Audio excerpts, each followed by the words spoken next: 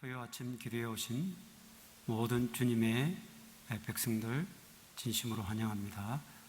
오늘 우리가 같이 찬양할 찬양은 338장입니다. 338장입니다.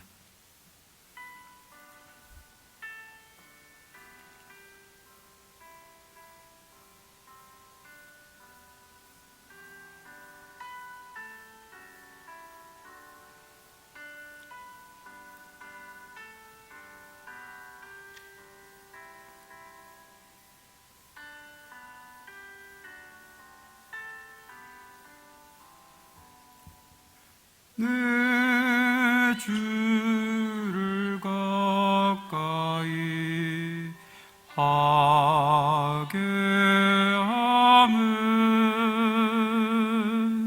십자가 짐 같은 고생이나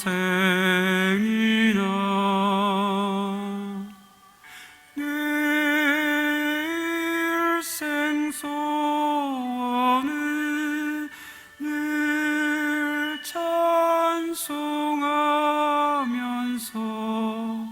주께 더 나아가길 원합니다. 내 고생하는 것 옛 야곱이 돌베개 베고자 갔습니다.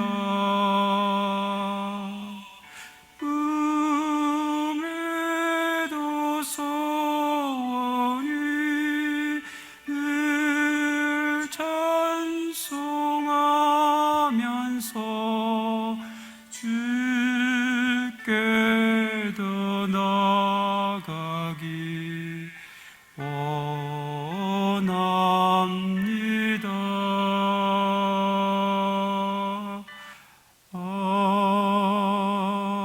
아멘. 1절, 2절만 같이 하시겠습니다. 오늘 우리에게 주시는 하나님의 말씀은 고린도후서 11장에서 11장 16절부터 33절까지 말씀입니다. 고린도후서 11장 16절부터 마지막 절까지 제가 봉독하겠습니다. 내가 다시 말하노니 누구든지 나를 어리석은 자로 여기지 말라. 만일 그러하더라도 내가 조금 자랑할 수 있도록 어리석은 자로 받으라. 내가 말하는 것은 주를 따라 하는 말이 아니요 오직 어리석은 자와 같이 기탄 없이 자랑하노라. 여러 사람이 육신을 따라 자랑하니 나도 자랑하겠노라. 너희는 지혜로운 자로서 어리석은 자들을 기쁘게 용납하는구나. 그리고 30절로 가보겠습니다. 내가 부득불 자랑할진대 내가 약한 것을 자랑하리라. 주 예수의 아버지 영원히 찬송할 하나님이 내가 거짓말 아니하는 것을 아시느니라. 다메섹에서 아레다 왕의 고관이 나를 잡으려고 다메섹 성을 지켰으나 나는 광주리를 타고 돌 창문으로 성벽을 내려가 그 손에서 벗어났노라. 아멘. 먼저 우리가 하나님 말씀을 묵상하고 나중에 마치고 기도하도록 하겠습니다.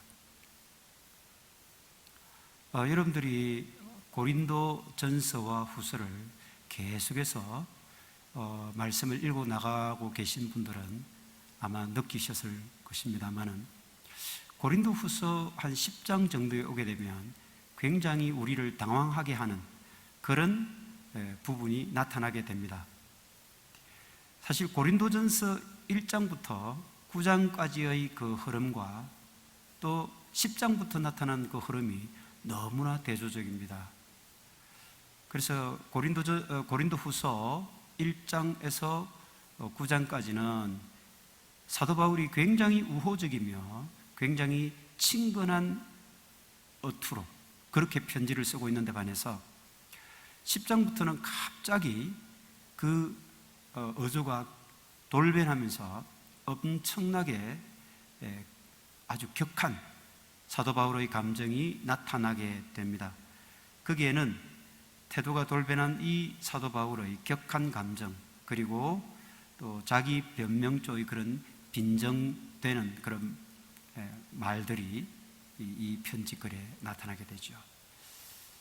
그래서 고린도 후서를 읽어 나가시는 많은 분들이 왜 이렇게 갑자기 분위기가 바뀌게 되었을까, 여기에 대해서 굉장히 많이 의아스러워 하시는데, 지난번 말씀드린 대로 고린도 전서는 사도 바울이 에베소에서 사역하고 있을 때 디모데를 통해서 에베소 교인들에게 여러 가지 믿음 위에 서고 또 굳건하게 어떠한 것에도 흔들리지 않는 그런 권면과 또 많은 가르침의 말씀을 주신 것이죠. 그래서 사도 바울이 원했던 것은 고린도 교인들이 자기를 향해서 가지고 있었던 여러 가지 오해와 그리고 불신, 그리고 자기를 향한 여러 가지 섭섭한 마음들을 디모데를 통해서 전달하는 이 고린도전서라는 편지를 통해서 조금이라도 바뀌기를 원했죠. 그런데 디모데가 돌아와서 보고하기로 여전히 고린도 교인들은 전혀 변하지 않았고 조금도 사도 바울에 대한 그런 적대적인 태도가 바뀌지 않았다고 이렇게 보고를 합니다. 이에 사도 바울은 눈물로서 애끓는 심정으로 또 한 통의 편지를 쓰게 됩니다. 너희들 내 진심을 알아다오. 난 너희들이 그렇게 오해하고 있는 그런 사람이 아니다. 그러면서 편지를 썼는데, 사실 이제 많은 학자들이 지금 고린도 후서 10장부터 11장, 12장, 13장 끝까지 나타나는 이 편지글의 내용, 이 내용이 그때 사도 바울이 눈물로서 애끓는 심정으로 써보낸 그런 편지가 아니었을까. 그리고 그 뒤에 디도를 통해서 이제 고린도 교인들이 굉장히 많은 심경의 변화를 일으켰고, 그리고 많이 뉘우치고 사도 바울의 진심을 알게 되어서 이제는 사도 바울을 이제 환영할 준비가 되었다, 이런 보고를 받게 되죠. 그래서 그때 사도 바울이 정말 기쁨과 확신에 차서 다시 한 통의 편지를 써서 보내게 됩니다. 그것이 고린도 후서 1장부터 9장까지의 말씀입니다. 정리를 해보자면 고린도 전서를 먼저 써서 보냈고, 그리고 눈물의 편지라고 하는 고린도 후서 10장부터 그 끝까지 13장까지의 말씀을 편지로 써서 두 번째 보냈고, 세 번째가 고린도 후서 1장부터 9장까지의 말씀을 편지로 써서 보냈다, 이렇게 정리해 볼 수가 있고요.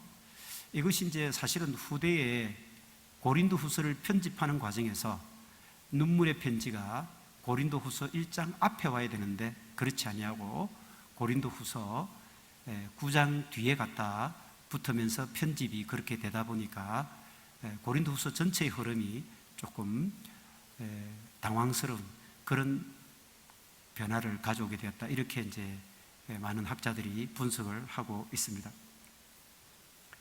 자, 고린도 그러면 후서 10장부터는 사실은 이 사도 바울의 굉장히 많은 그 고린도 교인들을 향한 그런 엄중한 문책, 아주 꾸짖는 꾸중, 그리고 섭섭함, 이런 것들이 굉장히 많이 드러나게 됩니다. 그래서 오늘 읽은 11장 앞에 있는 10장 말씀에서 가장 많이 등장하는 단어는 바로 자랑이라고 하는 단어입니다. 결국은 바울을 무시하는 수많은 고린도 교인들을 향해서 사도 바울이 자신을 옹호할 수 있는 것이 바로 뭐냐? 그 거짓 사도들의 엄청난 화려함에 눈물고 거기에 쏘가 넘어가는 고린도 교인들에게 부득불 내 자신이 그러면 너희들에게 자랑할 수밖에 없겠구나, 내 자랑을 좀 용납하고 들어달라, 이런 내용들이 지금 10장, 11장에 걸쳐서 나오게 됩니다. 오늘 본문 11장 1절부터 마지막 끝절까지 말씀을 보면 사도 바울은 네 가지를 자랑하고 있습니다. 먼저 첫 번째 자랑이 1절에서 6절까지 말씀 가운데 등장하게 됩니다. 제가 봉독해 보겠습니다. 원하건대 너희는 나의 좀 어리석은 것을 용납하라. 청하건대 나를 용납하라. 내가 하나님의 열심으로 너희를 위하여 열심을 내노니 내가 너희를 정결한 처녀로 한 남편인 그리스도께 드리려고 중매함이로다. 첫 번째 사도 바울의 자랑이 바로 이겁니다.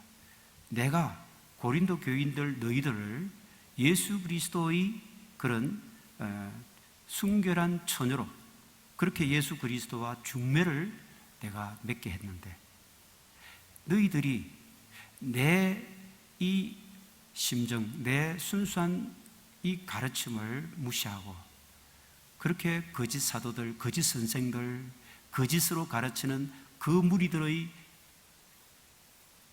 가르침을 따르고 있으니 참으로 안타까울 뿐이다. 이렇게 사도 바울이 지금 말씀하고 계시는 것이죠.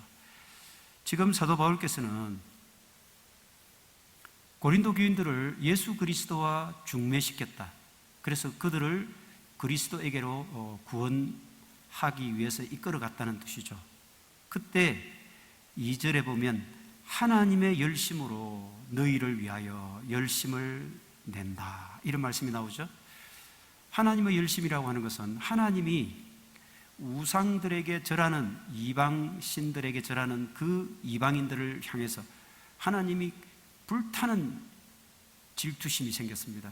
이스라엘 백성들이 하나님을 배신하고 우상을 섬겼을 때 그때 하나님께서 그런 표현을 하시죠. 불타는 마음, 불타는 불일 듯이 이는 마음. 그래서 이게 하나님의 열심이라고 하는 말은 그만큼 하나님이 엄청난 질투심을 가지고 그렇게 다른 이방인들과 그 우상신들을 아주 멸시하는 것과 똑같은 그런 심정으로 내가 고린도 교인들 너희들을 이렇게 예수 그리스도에게로 이끌어 오지 않았느냐 이런 말씀이에요. 그런데 너희들이 이렇게 정결한 처녀로 그리스도에게로 중매된 사람인데 3절에 보니까 뱀이 그 간계로 하와를 미혹한 것 같이 너희 마음이 그리스도를 향하는 진실함과 깨끗함에서 떠나 부패할까 두려워하노라. 굉장히 많은 염려가 있고 굉장히 많은 참 걱정이 많습니다. 그래서 사실은 사도 바울은 고린도 교인들을 무조건 꾸짖는 것이 아니라 그 진심 어린 꾸짖음이죠. 진심 어린 꾸짖음. 그래서 그리스도를 향하는 이 진실함과 깨끗함에서 제발 떠나서 그런 거짓된 것에 미혹되지 말라. 이것을 지금 당부하고 있는 것입니다. 그러면서 동시에 또 4절에 보면 만일 누가 가서 우리가 전파하지 아니한 다른 예수를 전파하거나 또 너희가 받지 아니한 다른 영을 받게 하거나 혹은 너희가 받지 아니한 다른 복음을 받게 할 때에는 너희가 잘 용납하는구나. 이거는 사도 바울이 좀 빈정되는 말투로 말씀하시는 것이죠. 너희들은 말이지 엉뚱한 예수, 엉뚱한 복음, 엉뚱한 영을 전달하는 그 거짓 사도들의 가르침은 잘 또 용납하고 잘 또 받아들이고 있구나. 참 잘하는구나. 참 어리석은 이 고린도 교인들아. 이렇게 책망 섞인 그런 어떤 그 빈정거림의 말투를 쓰고 있습니다. 우리 한국 교회도 사실 어느 순간인가 복음 가운데 예수가 빠지는 그런 단계가 있었습니다. 그리고는 그 예수가 빠진 복음 그 자리에 누가 들었었습니까? 바로 어떤 카리스마를 가진 목사 개인이 들었었습니다. 그리고는 그 목사 개인을 마치 교주처럼 그렇게 섬기는 상황까지 이르게 되었죠. 그렇게 그 목사의 설교, 그것을 거의 맹신해서 모든 목사의 설교를 토시 하나 틀리지 않고 써가면서 정작 하나님의 말씀인 이 성경 말씀에 대해서는 읽어도 무슨 말인지 잘 모르겠다, 시간이 없다, 읽어보니까 너무 지루하다 등등 핑계로 하나님 말씀은 멀리하기 시작했던 그런 우리 아픈 모습들을 한국교회가 가지고 있습니다. 복음이라고 하는 것을 전하면서 포장은 복음인데 실제로는 적극적 사고방식이니 또는 긍정적 마인드 등을 강조하면서 이 땅에서 병이 낫고 시험 합격하고 승진하고 그리고 성공하는 그런 무당 종교로 전락해 가기 시작했던 것도 사실은 우리가 부인할 수 없는 내용입니다. 말씀의 기준에 내 자신을 우리가 맞추어 가는 것이 옳지 않습니까?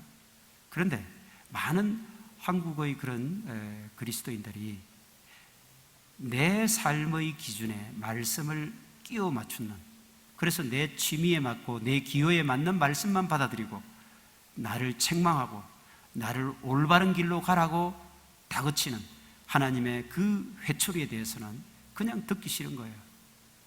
그래서 내가 복받고 이렇게 하면 잘 된다, 이렇게 하면 네가 성공한다 등등의 말만 골라서 먹는 이런 언젠가부터 이런 편식, 그런 내가복음, 이것이 우리 속에 언젠가부터 자리 잡고 있게 되었다라고 하는 사실, 이것도 우리 자신들이 냉철하게 짚어봐야 될 그런 내용이라고 생각이 듭니다. 우리의 다음 세대가 교회를 많이 떠난다고 얘기하죠.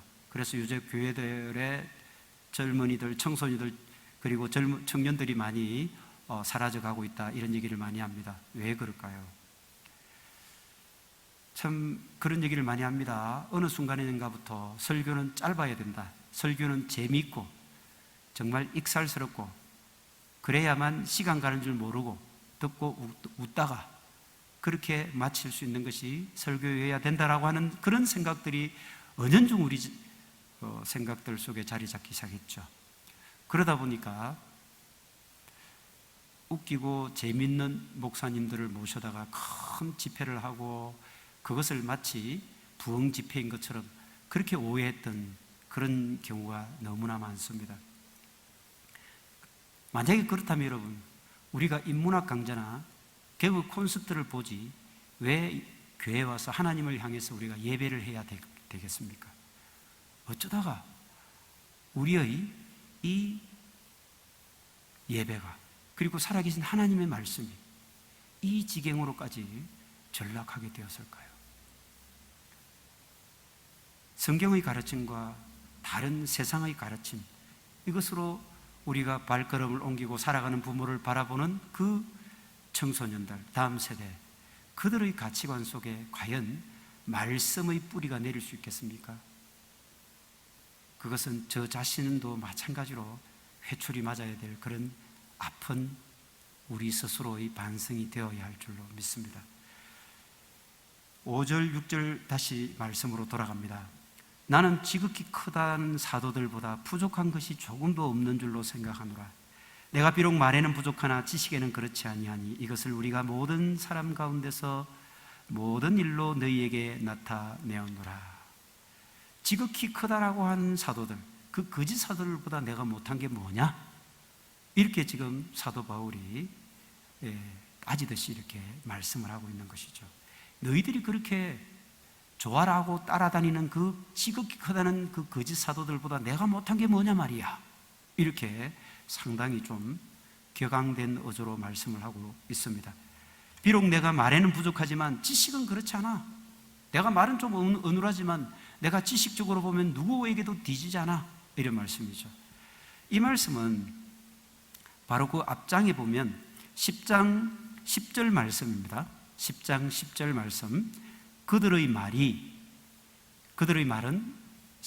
거짓 사도들이 말하기를 그의 편지들은, 즉 사도 바울의 편지들은 무게가 있고 힘이 있으나 그가, 즉 사도 바울이 몸으로 대할 때는 약하고 사도 바울의 말도 시원하지 않다 하니, 이렇게 그 고린도 교회에서는 그렇게 사도 바울을 평가하고 비난하고 평가절하를 하고 있었다는 것이죠. 참 이 말을 들은 사도 바울은 얼마나 가슴 아픈 그런 심정이겠습니까? 사실 테클라 행전이라고 하는 외경이죠. 그 외경에 보면 사도 바울의 그 외모가 잘 묘사되어 있습니다. 매부리 코에다가, 그리고 대머리에다가, 그리고 또 발도 아주 이렇게 좀 보기가 싫고, 또 여러 가지 허리도 좀 구부정한 데다가 눈은 옆으로 찢어지고, 이런 모습들이 묘사가 되어 있습니다. 그러다 보니까 아마도 고린도 교인들은 이 사도 바울의 그 외모를 보고 굉장히 아마 신뢰하지 못할, 또는 별로 믿음을 주지 못하는 사람으로 그렇게 평가를 했던 것 같습니다. 게다가 사도 바울은 말이 좀 어눌했던가 봐요. 말솜씨가 좀 없었던 사람인가 봐요. 그런데 사도 바울은 우리가 잘 아는 것처럼 신약 성경에 나와 있는 그의 편지들은 참으로 기가 막힌 그런 편지글이고 서신서이지 않습니까? 그런데 그렇게 글을 쓸 때와 말을 할 때가 좀 많이 다른 모습을 보여주는 것이 아마 고린도 교인들에게 큰 그런 비난거리가 되고, 또 그들의 아주 그 비판거리가 되었던 것 같습니다. 사도 바울이 활동하던 그 시대는 수사학이라는 게 있었어요. 그러니까 사람들이 무엇을 전달하느냐 여기보다는 어떻게 그것을 전달하느냐, 이것이 굉장히 중요했습니다. 그래서 말을 굉장히 화려하게 달변으로 하는 사람들이 크게 이렇게 인기를 얻고, 그 사람들을 모셔다가 그들이 연설을 듣고 그들이 설교를 듣고 이렇게 하던 시절이었습니다. 그래서 그 교묘하게 사람들의 귀를 현혹시키고 그럴듯하게 이렇게 언변을 늘어놓는 이런 사람들이 이제 고린도 교회에 무척 많았다는 것을 우리가 이 말씀을 통해서 짐작할 수 있습니다.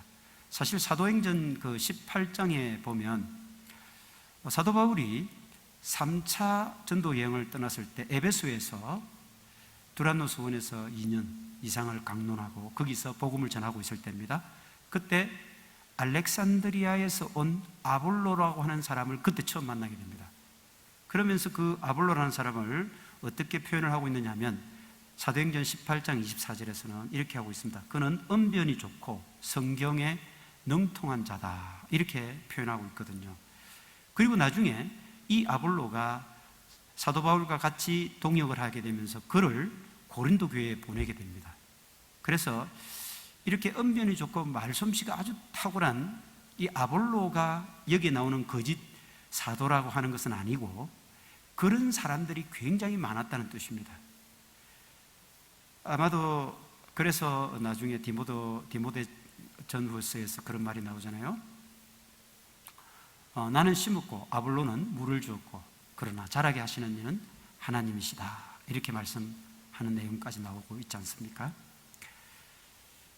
그런 우리가 배경들을 생각해 보면서 고린도 교인들이 그런 것 때문에 사도 바울을 공격하고 그렇게 비난하고 불신하고 등을 돌리고 뒤에서 칼을 꽂는, 이렇게 아주 좋지 못한 모습을 보이고 있구나, 이것을 우리가 알 수 있습니다. 사도 바울의 두 번째 자랑을 한번 보죠. 7절부터 12절까지 말씀입니다. 7절, 내가 너희를 높이려고 나를 낮추어 하나님의 복음을 값없이 너희에게 전함으로 죄를 지었느냐. 내가 너희를 높이려고 나를 낮추어서 하나님의 복음, 이것을 값없이 너희에게 전했다. 사도 바울은 복음 사역을 하면서 어떠한 사례도 받지 않았다는 뜻입니다. 요즘 우리가 자비랑 선교 이런 말을 많이 하지 않습니까? 그것이 내가 너희를 높이기 위해서 그렇게 했는데 그게 무슨 죄가 되느냐, 이렇게 지금 항변하고 있는 것입니다. 8절 말씀, 내가 너희를 섬기기 위하여 다른 여러 교회에서 비용을 받은 것은 탈취한 것이라. 자, 고린도 교인들 너희들을 내가 섬기기 위해서 사실은 너희들로부터 비용을 받지 않고 다른 교회 교인들로부터 내가 이 선교 사역비를 받고 있는데, 사실은 그거는 다른 교인들한테 내가 탈취한 것이나 마찬가지다. 그 정도로 나는 너희들에게 단 한 푼도 금전적으로 폐를 끼치지 않으려고 했는데 그게 무슨 잘못이 있는가? 그게 내가 죄가 있다고 말할 수 있느냐? 고린도 교인들아, 이렇게 안타까움을 지금 말하고 있는 것이죠. 또 내가 너희와 함께 있을 때 비용이 부족하였으되 아무에게도 누를 끼치지 아니하였음은 마게도냐에서 온 형제들이 나의 부족한 것을 보충하였음이라.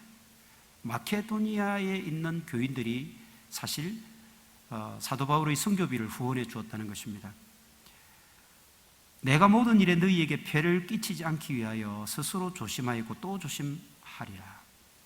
절대 고린도 교회, 바로 고린도 교인들에게는 내가 금전적으로 조금 더 폐가 되거나 누를 끼치려고 하지 않고 있다. 10절입니다. 그리스도의 진리가 내 속에 있으니 아가야 지방에서 나의 이 자랑이 막히지 아니하리라.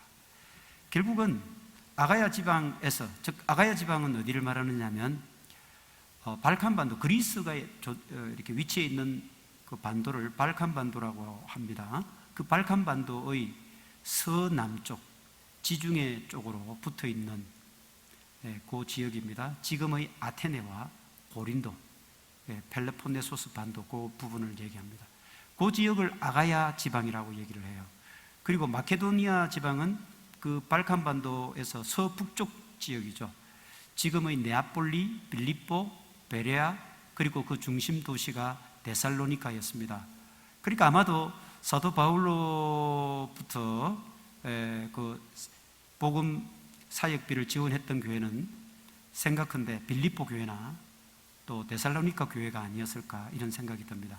그러니까 그들부터 지원을 받았는데 이것은 아가야 지방에서 나의 이 자랑이 막히지 아니한다.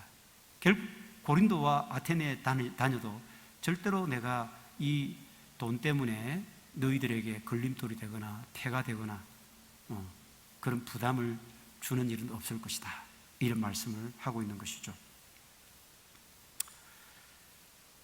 왜 이런 얘기가 나오는지를 또 생각을 해봐야 되겠습니다. 당시에 보면 유명한 그런 설교자나 또 유명한 어떤 이 연설을 하는 사람들은 반드시 사례를 받는 것이 관례화되어 있었습니다. 그리고 그 사람이 받는 사례비의 액수가 많을수록 그 연설가나 설교자가 굉장히 높게 평가되어지던 그런 시절이었거든요. 그런데 지금 고린도 교인들이 생각해 볼 때는, 아니, 그렇게 훌륭한 바울이라고 한다면 우리가 보내는 이 선교비를 받고 굉장히 우리에게 이 사례비를 받은 것에 대해서 감사하고 계속 사례비를 달라고 해야 되지 않아? 그런데 우리에게 사례비를 전혀 요구하지 않아. 왜 그럴까? 그것은 사도 바울이 자신이었기 때문이야. 사도 바울은 편지 글로만 글을 떠하게 쓰는 사람이지 절대로 그 사람이 정말 진짜 그리스도의 제자도 아니고, 그리고 정말 그 사람이 그 편지글만큼 그렇게 힘이 있고 능력 있고 타고난 사람이 아니야. 그러니까 우리에게 돈을 받으려고 하지 않고 우리에게 손을 내밀지 않는 거 아니겠어? 이렇게 생각했다는 것입니다.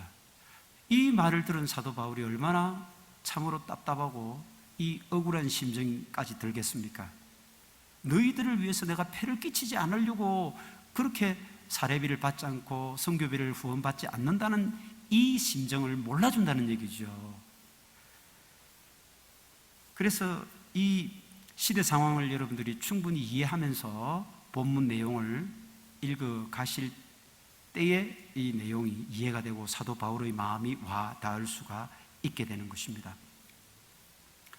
그리고 11절에 가보면 어떠한 까닭이냐, 내가 너희를 사랑하지 아니함이냐, 하나님이 하시느니라.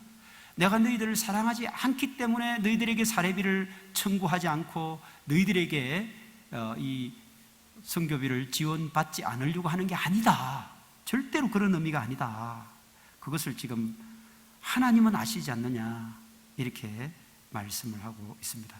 12절에 나는 내가 해온 그대로 앞으로도 하리니 기회를 찾는 자들이, 앞으로도 그대로 할 거라고 말씀을 하십니다. 앞으로도 나는 절대로 고린도 교회에 손을 벌려서 내 생활비나 순교비를 청구하지 않을 것이다.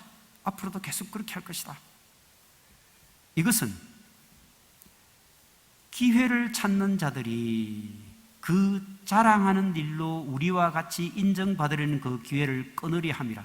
여러분, 여기서 기회를 찾는 자들이 누구이겠습니까? 바로 거짓 사도들, 거짓 선생들이죠.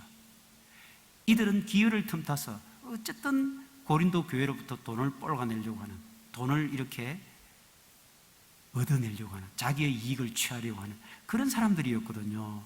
이런 기회를 찾는 자들이 자기들의 그 자랑으로 우리와 같이 인정받으려는 그 기회를 아예 단박에 끊어버리려고 하는 그런 뜻에서 내가 이렇게 한다. 더 이상 그런 자기 자랑을 늘어놓고 말주변으로 사람들을 현혹시켜서 돈을 뜯어내려고 하는 그런 기회주의적인 거짓 사도들을 내가 단번에 쳐내기 위해서 나는 앞으로도 고린도 교회에 어떠한 돈도, 어떠한 사례비도, 어떠한 선교비도 요구하지도 않고 부탁하지도 않을 것이다. 이렇게 말씀을 하고 있는 것입니다. 그러면서 이제 계속해서 그들이 누군지를 13절부터 15절까지 계속 얘기를 합니다. 그런 사람들은 거짓 사도요, 속이는 일꾼이요, 자기를 그리스도의 사도로 가장하는 자들이고, 그리고 사탄도 자기를 광명한 천사로 가장을 한다고 했습니다. 그러면서 사탄의 일꾼들도 자기를 의의 일꾼으로 가장하는 것이 또한 대단한 일이 아니니라. 그들의 마지막은 그 행위대로 되리라. 그들은 반드시 망할 것이다. 이것을 말하고 있는 것이죠. 자, 바울의 세 번째 자랑이 계속 이어지게 됩니다. 그것은 21절부터 봉독해 보겠습니다. 나는 우리가 약한 것 같이 욕되게 말하노라. 그러나 누가 무슨 일에 담대하면 어리석은 말이나마 나도 담대하리라. 그들이 히브리이냐 나도 그러하며, 그들이 이스라엘이냐 나도 그러하며, 그들이 아브라함의 후손이냐 나도 그러하다. 자, 여기서는 아브라함이 무엇을 자랑합니까? 자신의 어떤 출생, 그리고 자신의 어떤 그런 학문적 스펙을 자랑하고 있습니다. 왜 그렇습니까? 많은 사람들이 아브라함의 후손인 것을 자랑하고 학문적인 것을 막 자랑하면서 그 고린도 교인들을 해독시키고 그렇게 유혹하고 있기 때문에 부득불 지금 사도 바울이 그런 것을 가지고 내가 자랑을 할 수밖에 없다, 이렇게 말씀을 하고 있는 것이죠. 이 사도 바울의 그 혈육적인 그리고 학문적인 자랑의 배경이 더 잘 나와 있는 것은 빌립보서 3장 4절, 빌립보서 3장 4절부터의 말씀입니다. 제가 봉독해 드리겠습니다. 그러나 나도 육체를 신뢰할 만하며 만일 누구든지 다른 이가 육체를 신뢰할 것이 있는 줄로 생각하면 나는 더욱 그러하리라. 나는 8일 만에 할례를 받고 이스라엘 족속이요 베냐민 지파의 히브리인 중에 히브리인이요 율법으로는 바리새인이요 열심으로는 교회를 박해하고 율법의 여로는 흠이 없는 자라. 자, 누가 율법적으로 이스라엘 그런 혈통적으로 내만큼 이렇게 뛰어난 사람이 어디 있느냐, 이렇게 자랑하는 것이죠. 그러나 무엇이든지 내게 유익하던 것을 내가 그리스도를 위하여 다 해로 여길 뿐더러, 이게 바로 사도 바울의 성숙함이 묻어나는 그런 고백입니다. 그래서 사도 바울은 지금 고린도 교회에서 고린도 교인들을 현혹하고 자기들을 자랑하는 그런 사람들의 자랑과 전혀 다른 것을 얘기하고 있습니다. 그래서 사도 바울이 그런 것으로 보면 나도 얼마든지 자랑할 것이 많지만 누구보다 학문적으로 뛰어나지만 그것은 다 나에게 해로 여긴다. 그러면서 이렇게 계속 말씀을 하십니다. 또한 모든 것을 해로 여기면 내 주 그리스도 예수를 아는 지식이 가장 고상하기 때문이라. 내가 알고 보니까 그리스도 예수를 아는 지식이 가장 고상한데 내가 알고 있었던 건 아무것도 아니었어. 모든 것을 잃어버리고 다 그를 위하여 배설물로 여기면 그리스도를 얻고 그 안에서 발견되려 합니다. 이렇게 고백하고 있습니다. 결국은 내가 그렇게 가말리엘 문화에서 열심히 공부하고 최고의 학문을 쌓았다 할지라도 알고 보니까 그것은 다 배설물이었더라. 이것을 지금 고백하고 있는 것이거든요. 너희들 그거 자랑하고 싶지? 그래서 서울대학이니 뭐 하버드 대학이니 뭐 프린스턴 대학이니 또 옥스퍼드 대학 자랑하고 싶지? 그러나 너희들이 예수 그리스도를 아는 가장 고상한 지식에 들어가게 되면 그것들이 다 배설물이란다. 이것을 말씀하고 있는 것이죠. 우리가 따지고 보면 이렇게 세상적으로 학문을 이렇게 학문적인 스펙을 쌓아가려고 하는 것은 왜 그렇습니까? 우리가 더 많은 돈을 벌고 더 많은 지위를 얻고 더 많은 명예를 얻고 더 많은 세상적인 인정을 얻기 위함이 아니겠습니까? 그런데 사도 바울은 그것을 뭐라고 얘기합니까? 다 배설물이더라. 그리스도 예수를 아는 지식이 가장 고상하다고 말씀하십니다. 너희들이 그리스도를 안다면 그것들은 다 배설물이야. 배설물이야. 여러분, 배설물이 뭡니까? 똥입니다. 결국은 우리가 공부를 하고 더 열심히 공부를 해서 더 좋은 성적을 얻고 더 좋은 대학을 가는 것이 무엇을 위함입니까? 사도 바울의 고백에 의하면 다 우리가 똥을 얻고 배설물을 얻기 위함입니까? 그것을 돌아보라는 것이죠. 이제 사도 바울의 마지막 네 번째 자랑이 나옵니다. 23절부터 27절까지 말씀인데요.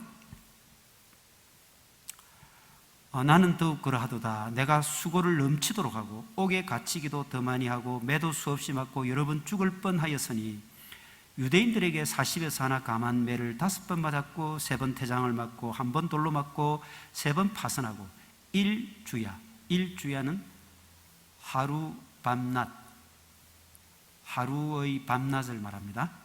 깊은 바다에서 보냈고 여러 번 여행하면서 강의 위험, 강도 위험, 동족 위험, 이방인의 위험, 시내의 위험, 광야 위험, 바다의 위험, 거짓 형제의 위험을 당하고 또 수고하며 애쓰고 여러 번 자지 못하고 줄이며 목마르고 여러 번 굶고 춥고 헐벗었노라. 지금 사도 바울이 지금 마지막으로 자랑하고 있는 것은요, 그가 엄청난 고난과 고초와 핍박과 환난을 당했다는 것입니다. 사실 여러분 따지고 보면요, 우리가 세상적으로 바라보면 홈리스를 보면서 우리는 저 사람이 굉장히 훌륭한 삶을 산다 이렇게 평가하는 사람이 없죠. 그리고 굉장히 그 고초를 당하고 핍박받는 사람에게 저 사람이 정말 행복한 인생, 정말 잘 산다, 행복한 인생으로 훌륭한 삶을 산다 이렇게 얘기하지 않지 않습니까? 세상적으로 생각해 보면요, 행복하고 성공한 그런 인생과는 정반대로 이 고난과 고초를 겪는 것이 세상 사람들의 눈으로 볼 때는 어떻겠습니까? 그것은 철저한 실패자의 인생입니다. 철저한 실패자의 인생입니다. 그런데요, 여러분 그거 아십니까? 사도 바울이 그렇게 세상 사람들의 눈으로 바라보는 그런 눈으로 자기 자신을 바라보았다면 이렇게 정말 자랑스럽게 자기의 고난과 이 환난과 모든 핍박을 다 이렇게 멋지게 글로 편지로 써 보낼 수 있었을까요? 아니었을 것입니다. 그것은 뭐냐면요, 바로 하나님의 눈으로 바라본 것입니다. 하나님의 눈으로 볼 때는 이 사도 바울이 겪었던 고난과 고초, 환난과 핍박이 다 뭡니까?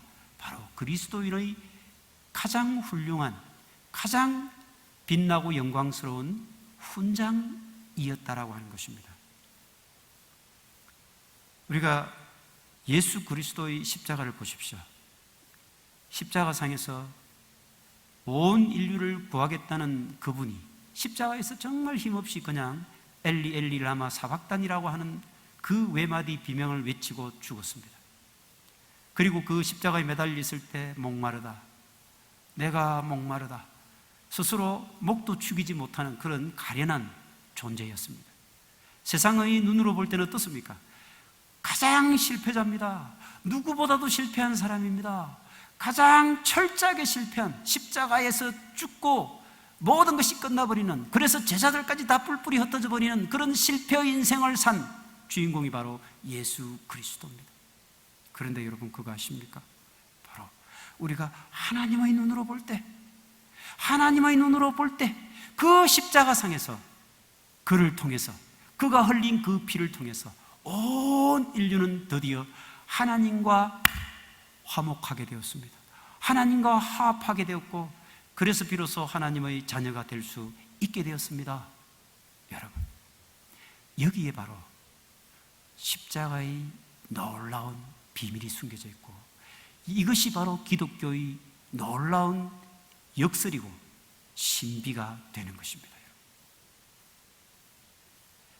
정말 우리가 사도 바울이 이렇게 고난 가운데 이것을 자랑할 수 있었던 것은, 그 고난 가운데 철저하게 자기가 낮아지는 그 과정 속에서 그는 바로 다름 아닌 하나님의 놀라운 능력과 은혜를 경험할 수 있었음을 고백할 수가 있기 때문입니다.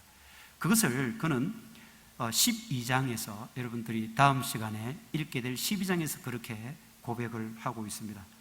그 12장은 우리가 자주 접하는 그 말씀인데요, 삼층천, 즉 세 개의 하늘로 이렇게 끌려 올라간 입신이라고 그러죠. 그런 경험에 대해서 자랑을 합니다. 하도 고린도 교인들이 뭐 방언을 자랑하고 이런저런 권능을 자랑하고 막 이렇게 하나님으로부터 이런 권세를 받았다, 저런 권능을 받았다, 이런 은사를 받았다, 막 이런 이적을 일으킨다, 뭐 이런 얘기를 하니까 어쩔 수 없이 사도 바울이 자기가 가슴에 품고 있었던 그 삼층천에 올라갔던 그 경험을 지금 하고 있는 것이 바로 12장 말씀입니다. 삼층천은 여러분, 바로 1층 하늘은 지금의 우리 그 스카이, 대기권이죠. 그리고 2층 하늘은 해와 별과 달이 있는 우주를 말합니다. 3층천이 어딘가 하면 바로 헤븐, 하나님이 계신 그곳입니다. 그곳으로 올라갔다는 거죠. 그런데 그곳에서의 경험을 사실은 12장을 여러분 읽어보시면 구체적으로 얘기하지 않습니다. 어떤 경험을 어떻게 했다는 것에 대해서 막 장황하게 늘어놓지 않습니다. 왜냐하면 그것은 정말 자기가 자랑하기 위해서 자랑하는 것이 아니라는 것을 증명하기 위한 것이죠. 그러면서 그는 오히려 그 마지막에 이렇게 얘기합니다. 내가 자고하지 못하도록 하나님께서 나 가슴에 가시를 주셨는데, 그래서 그 가시, 육체적 고통이 얼마나 내가 고통스러웠으면 하나님께 세 번이란 말은 여러 번 이런 말입니다. 여러 번 제발 이 내 육체의 가시를 제거해 주십시오라고 이렇게 간절히 간구했지만, 하나님께서는 오히려 전혀 내 병을 낫게 해 주시지 않고 오히려 이런 말씀하셨다. 내 은혜가 너에게 족하다, 이렇게 말씀하셨더라. 왜 그렇습니까? 바로 하나님의 능력은 내가 약한 데서 온전해지고, 우리가 너무 형편없다라고 생각하는 그 지경까지 낮아지는 그곳에서 하나님의 능력은 크게 드러나는 것이라고 하는 것을 하나님께서 나에게 깨닫게 해주셨다. 내가 그리스도 때문에 당하는 이 약함, 능욕, 궁핍, 박해, 공고, 이것을 정말 기뻐하는 이유는 다른 게 아니야. 그것은 그 약함 속에 하나님의 놀라운 능력, 그리스도의 신비한 능력, 십자가의 놀라운 그런 지혜가 그곳에 숨어 있기 때문이지. 이렇게 말씀하고 있는 것입니다. 여러분, 이것이 우리가 기독교가 세상 종교와 다른 것입니다. 세상 종교들은 이 땅의 평안과 행복과 번영과 풍요를 약속하고 있지 않습니까? 여러분, 당장에 뭐 유명한 사찰을 가보십시오. 이슬람교를 가보십시오. 힌두교를 가보십시오. 어떤 종교를 여러분 가보십시오.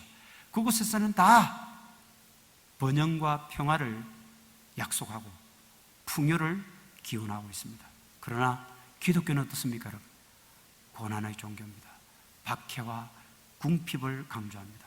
우리가 기독교에 더 가까이 가면 갈수록, 예수 그리스도를 더 알면 알수록 우리는 십자가의 그 고난에 가까이 갈 수밖에 없고, 그래서 우리는 이 땅의 번영과 평화가 아니라, 이 땅의 그런 번성과 성공이 아니라 오히려 더 궁핍과 굶주림과 그것 때문에 환난받고 핍박받고 박해받는 그런 삶으로 우리를 내몰아간다는 것입니다. 그러나 그 순간에 우리는 말로 표현할 수 없는, 이 세상의 그 어떤 것과도 비교할 수 없는 하나님의 놀라운 은혜, 놀라운 그 능력과 사랑을 우리가 체험하게 되는 것입니다. 사도 바울은 이 네 가지 자랑을 통해서 결코 자기를 자랑하고자 하는 것이 아니었습니다. 그는 오직 고린도 교인들의 그런 행복, 그들을 염려해서, 그들이 진리에서 멀어질까 봐서, 그들이 생명을 잃어버릴까 봐서 그 염려하고, 그리고 걱정하면서, 그리고 그들을 사랑하는 마음에서 이렇게 애통하는 마음으로 그가 자랑을 하고 있다는 것이지, 그가 자기 자신을 드러내기 위한 자랑이 아니라고 하는 것을 우리가 꼭 명심하면서, 우리가 역시 이 말씀 부여 잡고 우리에게 닥쳐오는 고난, 이 어려움들, 이것을 기쁨과 감사로 이겨내고 하나님께 영광을 돌려 올리는 그런 참 하나님의 자녀로, 참 기쁨의 자녀로 살아가는 우리 모두가 될 수 있기를 간절히 축원드립니다. 기도하겠습니다. 살아계신 하나님 아버지, 오늘 아침에도 우리의 호흡이 꼿꼿해서 멈추지 않고 우리의 가슴 속으로 흐르게 하시고, 그 주신 생명을 통하여 이 땅에서 또 하루의 삶을 살아가게 하심을 감사드립니다. 코로나의 상황이 우리 모두의 삶을 위축시키고 힘들게 하고 있지만, 이것 또한 하나님의 섭리 속에서 운행되어지는 사건임을 저희들이 믿습니다. 그러므로 우리 모두의 입술에서 모든 것에 감사하는 고백과 찬양이 멈추지 않도록 인도하여 주시옵소서. 현재의 일들 또한, 현재의 모든 것들이 하나님의 시간표에 따라 진행되어지는 역사의 한 사건임을 깨닫고, 하나님의 선하심과 역사하시는 손길에 우리의 현재와 미래의 모든 삶을 전적으로 믿고 맡겨드리는 순종과 결단을 허락하여 주옵소서. 이 아침에 주님께 간구드립니다. 주께서 뜻이 계셔 이 교회를 세우셨사오니 이 교회를 살펴주시기를 원합니다. 오늘까지 캘거리 땅에서 주께서 맡기신 영혼을 살리고 양떼들을 돌보며 지역사회를 섬기는 사명을 잘 감당케 해 주셨사오니, 지금 코로나로 힘든 이 가운데 있지만 그 사명 잃지 않고 잘 감당해 나갈 수 있도록 우리 모든 직분자들과 우리 모든 주님의 백성들 힘 주시고 능력 주시고 지혜 주시기를 원합니다.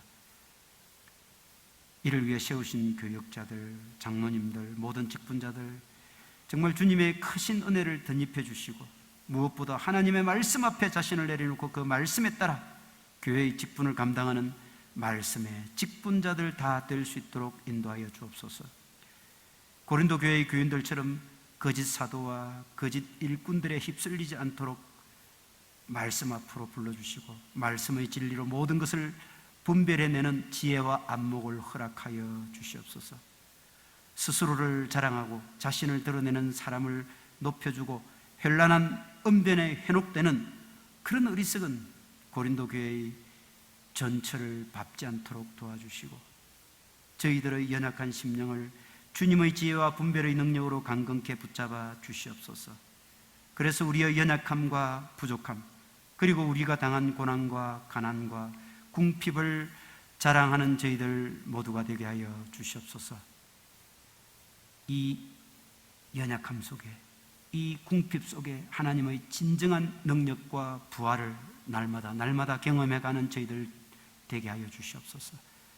이 시간 코로나로 인해 직장과 일터를 잃은 지체들, 그로 말미암아 겪는 경제적인 어려움과 불안으로 염려하고 있는 지체들, 여러 질병으로 인해 고통받고 시련의 시간들을 보내고 있는 지체들, 가정과 가족의 힘든 사연들로 마음을 졸이고 애를 태우는 지체들, 그 외에 저희들이 알 수 없는 여러 가지 형태의 어려움과 아픔을 겪고 있는 주님의 백성들 모두에게 하늘의 문을 여시고 이 시간 가장 아름답고 적절한 것으로 응답해 주시옵소서.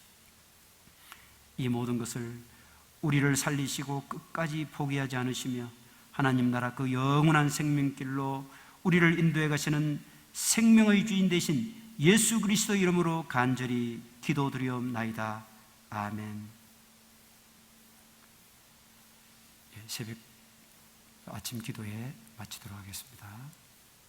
감사합니다.